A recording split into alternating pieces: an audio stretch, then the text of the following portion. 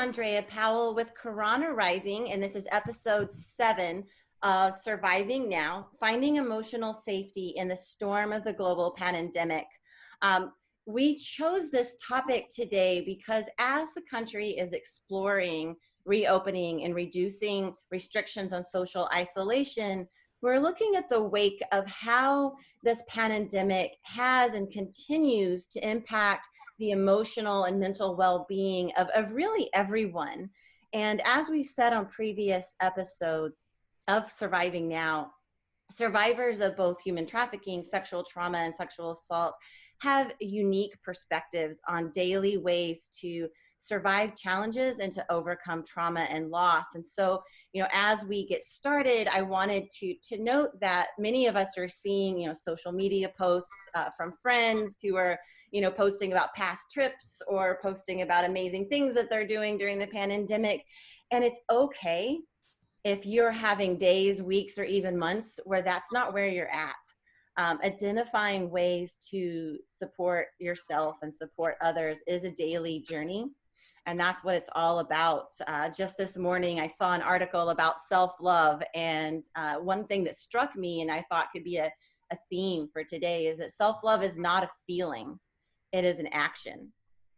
So we're going to be talking today about ways that we are looking to support that self-love in an actionable, tangible way, as well as how we're looking around us to those fellow human beings we care about, and even people who are far away from us who we've never met. 1 in 4 Americans now have filed for unemployment. There's about a third of individuals who are not able to pay their rent. And for many of us, we're struggling to figure out where we are going to fit in as the country reimagines itself, both socially, emotionally, and financially. So today I have Lillian Hathaway and I have Tutu Scott, and we are here to talk about ways that the three of us are coming together as leaders, as survivors, as people who are trying to daily thrive. Lillian, I thought I'd just give you an opportunity to introduce yourself. Okay, I'll do this. So Los Angeles time, it's early. Yeah, my name is Lillian Hathaway. I am a physician assistant, so I practice medicine here in Los Angeles. But I help people, and I am there for them in their darkest moments. But I also am both a survivor and someone who deals with the effects of trauma every day in her life. It's an interesting thing to both see patients and then to be the patient. And I am that every day. And it's really humbling. Through that experience, I started a project called My Project Stigma, where I just talk about therapy. And that's how Andrea and Talasso found me. Yeah, survivor and trying to figure out how to daily thrive and whatever that looks like for me. I really appreciate that. And your social media posts are really beautiful and profound and have just struck, a beautiful chord with so many survivors, as well as just, I'm sure there are so many people who read what you post that you don't ever see them because they consume it and think about it and don't necessarily, interact afterwards. Tutu, I'd love for you to take a moment to introduce yourself. Hello, I'm Tutu Scott. I'm working with Corona Rising. I'm a survivor advocate. Some things that I'm currently also working with Amazon now. I used to work in the medical field myself as well, so I definitely can relate to Lily on being a person who works with patients, but also being a patient as well. For this, how I feel right now, what I kind of do to kind of like get through this pandemic is kind of like just trying to find things that kind of like make me happy and like kind of can just like be therapeutic for me. So what I've started to do is making a lot of like smoothies and just like trying to like eat more healthier and stuff, and kind of like do more like blogging on Facebook and like social media, just to kind of like get out of my comfort zone of just like kind of feeling like isolated and alone. And thank you for sharing that. I think that's something that just struck me as we were all speaking. is that we're all survivors and we're all in the helping fields. And I remember this was several years ago now. There was a young lady who I picked up from a police station who was a survivor of sex trafficking. And so I was going to be staying with her in a hotel for the evening because that was our only option at the time. And she had a big black trash bag. And she was telling me all her belongings were in a trash bag. And I couldn't possibly know how that felt. And coincidentally, at that particular moment in time, I also had all my belongings in a trash bag because I just left my ex-husband and he wouldn't let me take very much with me. And that, I couldn't say that to her, right? You know, I mean, that moment was about her and about giving, and I had to hold back the tears and act like everything was fine. But I think what I've come to understand is that moment still would not have been an appropriate time to share that, but it is appropriate for those who are in the helping field, who maybe been drawn to that field because of their own story and their own journey, to be able to share that in a holistic way. Lillian, you know, because you have such a profound insight into the helping field, how have you seen shifts in how people are accessing emotional and mental health services during the past few months of social isolation? That's a great question. So I think necessity is the mother of invention. So I definitely have seen some very positive but new changes for how both access to care can be provided. And I've seen a lot more willingness to talk about emotional status from patients themselves. So normally in my day-to-day, patients come in with back pain and they make up stories that don't make sense until you ask leading questions, and then they tell me that they have a bottle of pills at home. And now people are walking in and straight up telling me, I want to kill myself. I don't feel safe at home. I've been alone for weeks and I can't do it any longer. Can you call me an ambulance?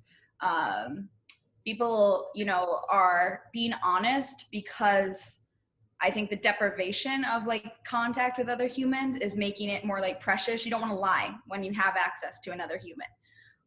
So from patients to providers, I'm seeing a lot more honesty and directness about being like, oh, hey, like I'm hearing something, or I am having these ideations or thoughts of hurting myself, and just being more direct instead of hiding it behind some like physical thing that doesn't make sense, which is normally how it happens. So that's from the patient to the provider. From the provider to the patient, I would say I've seen a lot of really positive things. The number one has been just more access to telehealth options. So because of the pandemic, because you can't like meet in person, I work a couple jobs, but in one of my jobs, I do primarily telemedicine right now. So just being able to access care through a video camera is something that a lot of providers for the longest time did not want to do, because I think they thought it like lessened the experience or made it less legitimate or less helpful. But because of the pandemic, we can't meet in person. So a lot of not just healthcare providers, like, primary care physicians, urgent care physicians, psychiatrists, not only them, but also therapists have moved online and gotten really skilled in telehealth, teletherapy, and that has been exceptional, where it's not only that they know how to do it, but they're learning how to do it well. So I would say that's been an unexpected benefit of the pandemic, and it's something that's extremely exciting to see, because I've done therapy online for like 2 years now. I just had my first telehealth visit with my doctor, like I think yesterday, and it was very different, but it was like a new experience. But it kind of felt good, because it's like, it kind of felt like it was like I was talking to my friend, you know, like it was like a comfortable setting. It felt like more personal. So hopefully that's something that they keep in place, like after the whole pandemic is over with. I feel like that would be like a great asset in the healthcare field to just continue that. Tutu, I'm just gonna put this out there. There's this thing called white coat hypertension, where people walk into a medical clinic and their blood pressure spikes because they get nervous. And the test I want to experiment is if it's over FaceTime or something, do we get less stressed out?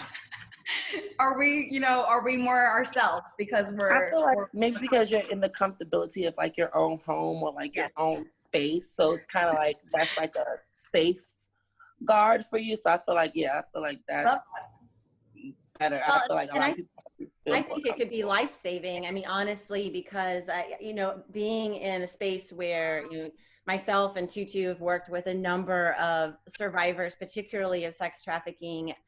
I've been told my whole career that you have to meet in person. You have to be a certain number of appointments. If you miss an appointment, then you have to reapply to get that service. And there's all of these kind of ethics, within the social work field as well as within the, mental health field. And I've long felt that many of those standards were actually barriers to care. And so that we would get pushback at through my work of, I'm connected to many survivors through social media, minors and adults. I will interact with someone on Facebook, Instagram. I don't know how to use TikTok, but if I did, I would do it there. And but really trying to be more open and fluid. And I personally, my therapist who I've had for a couple of years now, roughly, it's all been online and through the phone, and it's worked fantastically, as well as something that she does. And I think she's wonderful, so I could blab on about her forever, but she lets me set the schedule. So there's not a, like, you must do it every 2 weeks. It's just, I reach out and then we find a time the next couple of days. And in a couple of cases where I felt it was urgent, she's immediately made that time. And I feel very lucky with that. And I think, Tutu and I worked together for a very long time. And you start to really get to know someone when you break down those barriers and break down all those systems. And for many individuals who've experienced trafficking and sexual violence, you've been put in so many boxes and systems. And so having the freedom to access that care in a way that works for you is profound. Tutu, what are some of the ways that you're finding or seeking to find balance right now in your emotional journey, and how is that imperfect, and what has that imperfection done to actually support you? I know that's a strange question, but I think we try to have perfect services and a perfect journey. And I think today I want to hear the imperfect, because I think a lot of people would benefit from that. Oh, how do I find the balance in my emotions?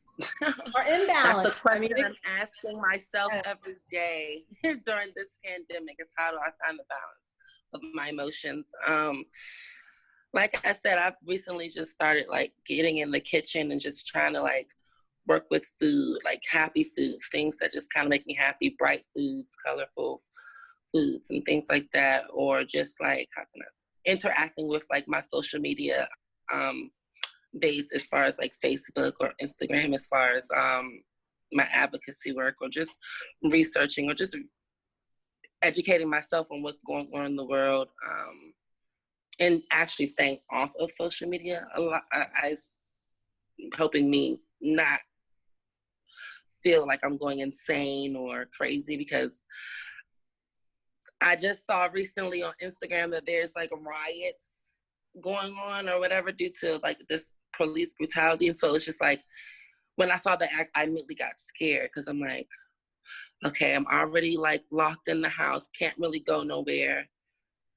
But if there's like riots and things going on, is it safe for me to even be in my home or, like walk outside? So it's just like, I'm trying to just either find a show to watch or, look up a new smoothie recipe or a new meal, or watch one of my influencers on social media. Just kind of helps me balance my emotions during this time. Or just like, I've reached out to a lot of different survivors that I've talked to or worked with in the past, just to kind of like check in on them, and we kind of talk and communicate to kind of just keep each other, feeling like we're not alone in this crazy, crazy times. So yeah, that's definitely been helpful for me during this time, and just reaching out to Andrea, of course, when I feel like I need someone to talk to that I know that's not gonna, how can I say, make me feel vulnerable. I can just kind of just let my guard down, just open up. So just really just using my support system to the best of my abilities, and just really just allowing myself to really just let people know, like how Lily said, like just being honest with myself for once, and other people around me about how I feel in this present time has also been a very big help for me. I think that's, I mean, I'm actually taking some notes too, because I want to share these insights with others later. But I think, colorful food, what you put in your body, actually, it has such a profound impact on how you feel. And that being said, I think it's important to note that many people right now are struggling with food insecurity. And while there might be, ways to go stand in line and get food, if you're, say, a single parent with a small child, going and standing in that line isn't something you can really do, because small children have zero boundaries and they will run around and touch everything. Or, frankly, like figuring out a way to cook when you're stressed out, or to figure out like what works. But I also have learned that there are certain happy foods that work for me, like avocados, or bright orange fruit, things like that. I mean, it makes a big difference, but I wanted to note that, not everyone has access to that. And I love taking photos, and I often want to photograph the food I create because it feels like art, but I've been hesitant to post a lot of those things on social media, because I'm cognizant that not everyone's in a place to do that, and I want to be mindful. And that kind of leads me to my next question for you, Lillian, is how social media, and the fact that it's now more than ever like a huge part of our social support network, how is that tied into the way that people often hide their less than perfect selves on social media for different reasons? That's not a statement of judgment. Yeah. But what role do you think that that's playing in either promoting or challenging people's emotional well-being? Yeah. So, I mean, right now on social media, we have like a really rare, maybe, who knows what the future holds, window to share our realities, like pretty openly. So a quote that I think about a lot is this one quote by this writer, theologian, Tim Keller. He said that our greatest desire is to be fully known and fully loved. Our greatest fear is to be fully known and hated. And what most people settle for is just being like a little bit known and a little bit liked. And that's usually how I see social.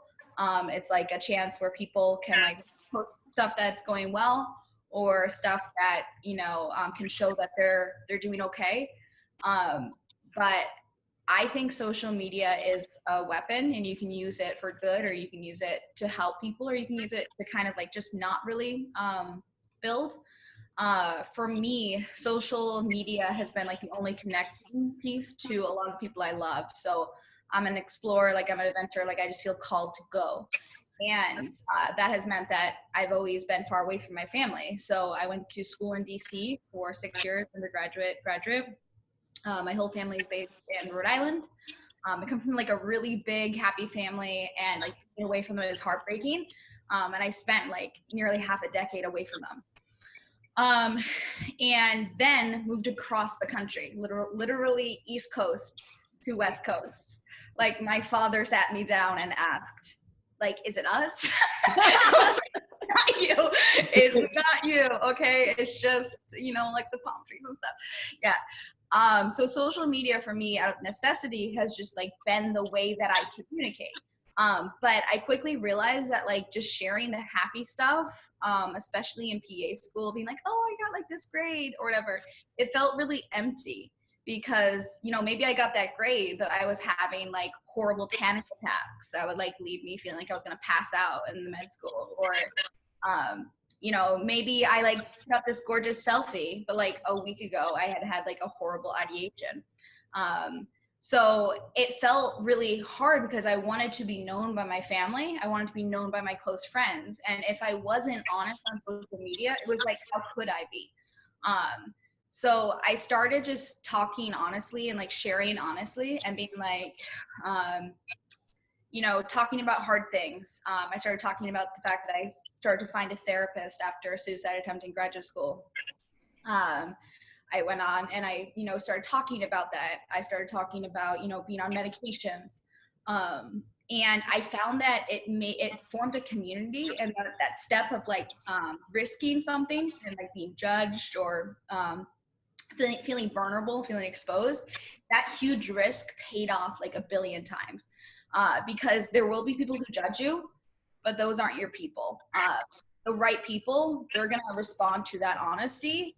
And the connections that I formed because of being honest on social media means so much more to me than the people who I know do judge me, and you know, who see me as less of a provider or less of a human, because I do have a mental illness and because I do struggle every day.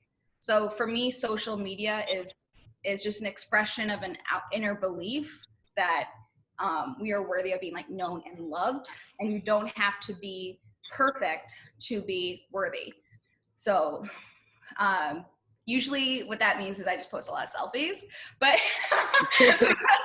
but it also means that, you know, like my Project Stigma, I talk about, you know, therapy every week, or I talk about medication. Maybe I'm changing a medication, and I'll be like, hey, like I'm thinking about changing this medication because I'm really struggling with this. And yeah, and like, oh yeah, I'm wearing a white coat, yeah, but I actually, I have to take these meds, or I have these horrible thoughts. Yeah, so I think it's just been a chance to be brave, but also to find community and trust that it's out there if you're willing to take that risk. So I think that's really profound. I mean, in finding that community and finding your tribe, if you will, like who are our, you know, who are our true people. And I do have a question that's sort of tribe related toward the end of this session, but you know, for me, I found that, you know, social media has been an interesting way to express myself. So I was sharing with you last night that last week I had some personal trauma going on that was pretty deep for me. But if you looked at my social media, all you would see was I was out in nature and I was making a ton of jewelry. And like, it wasn't that I was trying necessarily to hide anything, but I was feeling those things and feeling like it wasn't the right move for me to share, but also trying to figure out like, how would I actually go about being a little bit more authentic about those moments in a way that is safe for me and in a way that I won't feel judged. I remember a couple of years ago, I was going through a pretty nasty breakup with an abusive partner. And I posted something about kind of rediscovering light. There was elements of sadness basically in the post. It was pretty sad light, but nonetheless, there was an element. And two of my colleagues who work at the Department of Justice reached out and wanted to have a meeting, and I thought it was professional. And I get there, and I sit down, and they kind of like give me a hug, and they're like, "How are you?" And I was like, "Wait, are we not here to talk about the task force?" And they were staging a strange intervention, and I was so That's moved. lovely, firstly. I was so moved. It was weird, but I really loved it. And you know, Tutu, I wanted to ask you, because I follow you obviously on social media, and I check up on you and others every day, and you're very honest about your daily struggles and your daily wins. How do you safeguard yourself in you know, avoiding that judgment that people can have when you're that honest?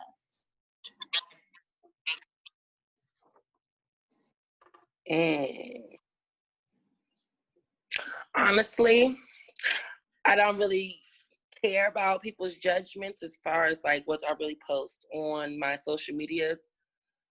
But when it comes to me like opening up about like my trauma or like experiences, dealing with like trafficking and stuff like that, that's the part that I'm like a little on edge about being judged, because I just know that I haven't really talked about that with people that are close to me and that I follow on social media. So I feel like me kind of just opening up and letting my guard down and talk about that on social media, I just don't know how I would take, you know, I don't know how I will be able to handle someone like speaking on it or speaking on my trauma, or me just opening up about stuff in my past and someone speaking on it and having an opinion on it that I may not like or agree with. And so I don't know how I would react to that. So I kind of just limit what I really open up about as far as dealing with like my trauma or like what I've gone through as far as being trafficked. That's just one thing. I don't know how I will react. Yeah, that's fair. I have this term I made up, or maybe someone else did, but I call it vague booking, and it's and when you post a comment that indicates that you're upset or something's going on, but you don't want to be specific, so you vague book it, so that you're kind of like raising your hand. Yeah. Okay. That's what I do all the time. I love it.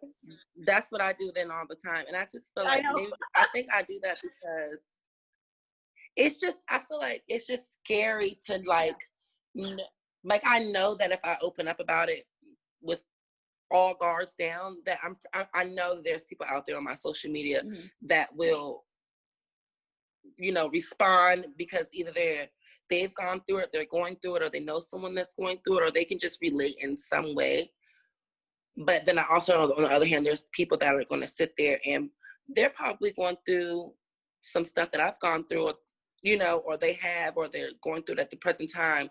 But though there's people out here who they're not going to open up about it, and they're just going to judge, because for them, that's their coping mechanism to kind of judge other people's trauma, not knowing that that's what they're going through too.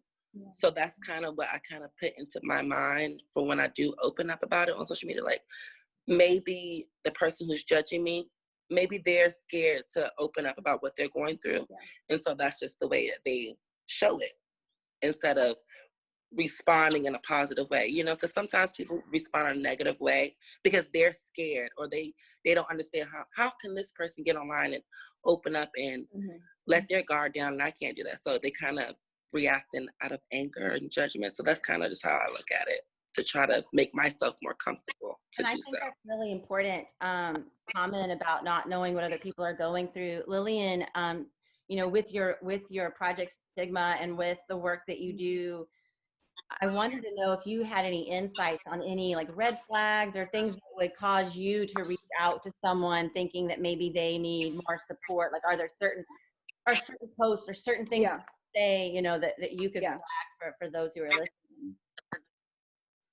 Yeah, so that's a great question. I'm going to answer that. I wanted to speak real quick on what Tutu said, because I think that's really important. To protect yourself and to know how to like talk about yourself on social. So I just wanted to, it's been years and I feel like I've made so many mistakes. So if I have like one tiny thing I can share, I want to say it just in case, a few people hear it. This is the most important thing. You speak from a position of power only. Whatever you share is only what will make you empowered. You are not responsible, and the world is not entitled to your story. The world is not entitled to your pain. The world does not get to demand to know your suffering and your trauma, and does not deserve to know your scars. If you feel strong showing them, if showing a bit of them makes you feel strong, you can share it. But in PA school, I really had a really hard time where I was dealing with a legal matter actually, and struggling to figure out if I was going to seek justice. And it was extremely hard. And something that really helped me make up my mind about, if I was going to talk, was this podcast that Oprah Winfrey did with this movie star Gwyneth Paltrow on her podcast Goop. It was the first episode, and I remember scrubbing my apartment floor, because that's what I do when I'm like don't know what to do. I just clean. I remember scrubbing my apartment floor in my apartment in DC. You can look out and see the mall and everything. And Oprah said this thing. She said, I don't remember the exact sentence, but it was basically like, you have the power. There's no right. You shouldn't judge yourself if you can't share. You don't just, no one, why didn't people call out Harvey Weinstein? It's not our business to know. People have the own right of their story, and what they share should only come from a place of power. And she basically said, the only rule is when you speak, you do it from a place of power. and of strength, not of, you know, fear or like you feel like you have to. So I think that's like a guiding light. There is so much that I don't share in my daily life because it would not feel empowering to me. So I really like talking about that because I definitely do not put it all out there because it would make me less. It would make me vulnerable. And I can't be that way. It's not safe. So just to speak to Tutu's point. But yeah, your question, I literally forgot it. I get very passionate. No, I will. I do the same thing. What are some of those red flags that you would see? Even it doesn't have to be just social media, but you know, in general, so that you would know, because being socially isolated, sometimes we're not seeing people the same way. I think in some ways there's some good there, but what are some flags that people might notice and what we look for? Okay, so like I think one is kind of what Tutu was talking about. If they withdraw from things they normally love or do. So even in like quarantine, if people have the ability to quarantine, you know, people are cooking, they're painting, they're writing, people are living still. And one of the most common things I see is just withdrawal.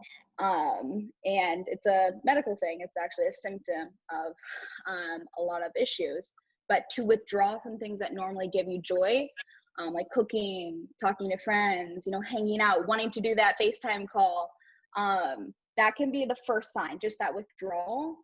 And sometimes all it takes is like a voice memo saying like, hey, I've been trying to, you know, reach out for like 2 weeks. I just wanted to let you know, I don't know what's going on, but, you know, I'm always here and like, we're all going through a lot. I'm always here for you.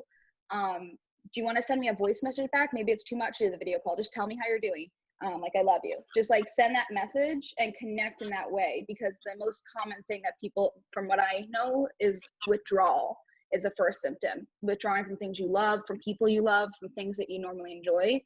And that can be seen through social a lot. If you see someone, you know, picking up more alcohol, you know, spending less time with friends on social, maybe not joining the Netflix party when they've been there for weeks. That's like the first sign that I usually notice. I think that's helpful. I know we don't have too much more time. I wanted to ask both of you a question, and then we're going to end on a kind of a fun note. But Yes. How do you see yourself differently now that we are opening up the country? Like, how do you see yourself showing up to the emotional table, if you will, now that we are seeing a little bit of glimmer of light that the country's reopening? Tutu, you said something yesterday about wondering what space was going to be there for you at the table as the doors reopen, and that really hit me. I thought about that a lot throughout the rest of the day. So Tutu, I'll let you kind of start and then shift back over to you, Lillian.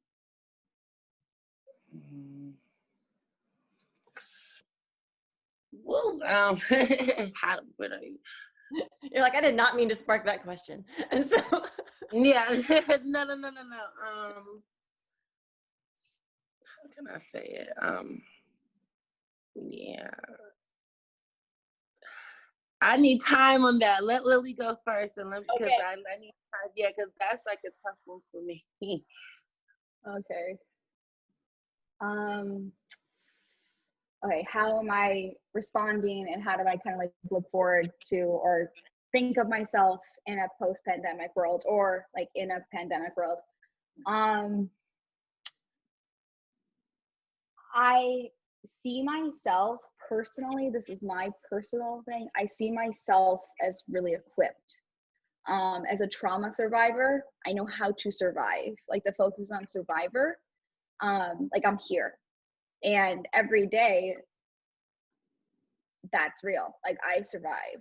So that's going to be the same. Like, we're going to find ways to thrive and ways to survive.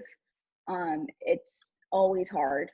But I think that with every horrible tragedy, you can also find great things out about yourself and about, you know, your power and your strength. And one thing I know is like my experiences have equipped me for dealing with the unexpected, with having rug ripped out of me, you know, like having people and things happen that weren't expected, that maybe shouldn't have happened.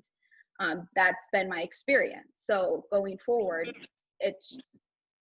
I'm going to survive.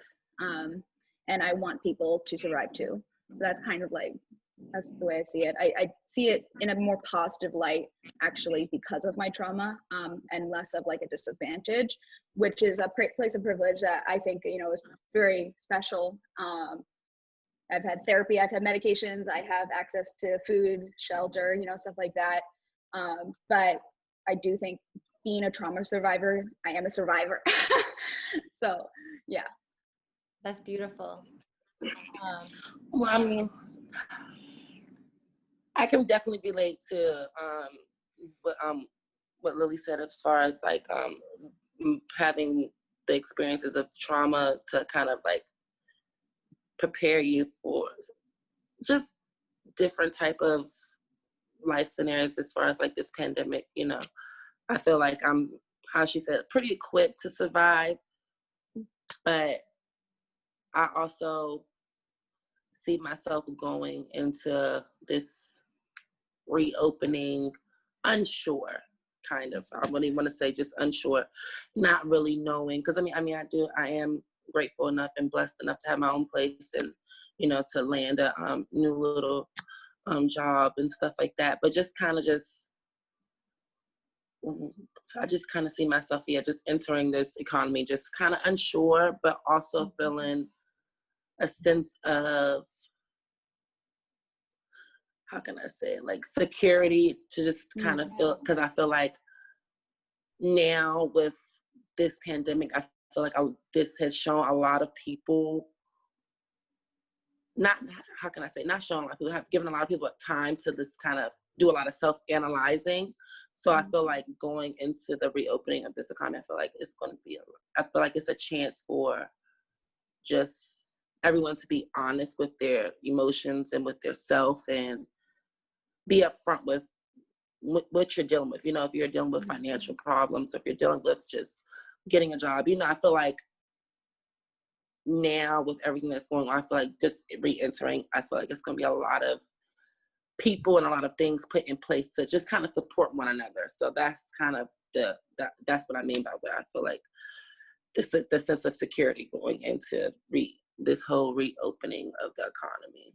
But I can definitely agree on feeling pretty equipped to survive the feelings of the emotional roller coasters of feeling isolated or by yourself or not able to, how can I say, be yourself sometimes. So yeah, I feel like I'm pretty equipped, but just gonna be unsure, but also beautiful, Tutu. And I think unfortunately we have to draw to a close, even though I think we could stay on forever. I wanted to note for those who are listening, we will have resources both on the podcast as well as in the YouTube video. So take a look at the written material and the links that we send and share. I also wanted to note that for anyone who is struggling, who is a survivor of trafficking or sexual assault, you can reach out to Corona Rising. If we are not the right resource for you with our virtual meetups and the work that we do, we will make sure that you get there. And I will share one resource and then we'll close. And that resource is called Give an Hour. And it connects you to free therapy if you are a trauma survivor. And there's a wealth of very qualified trauma-informed therapists who can be there for you. And if you can't afford to pay, this is a free service. So definitely take a look at Give an Hour. But thank you, Lillian. Thank you, Tutu, for being a part of this conversation. I feel like I've learned so much, and just, you know, not that I didn't love you two before, but now that love is much bigger, and that's through the grace and the integrity with which you've shared this ongoing journey that we're all on as we reimagine emotional health post-pandemic or during a pandemic time. So again, this is Andrea Powell with Corona Rising for Surviving Now, episode 7. Have a beautiful day, all of you.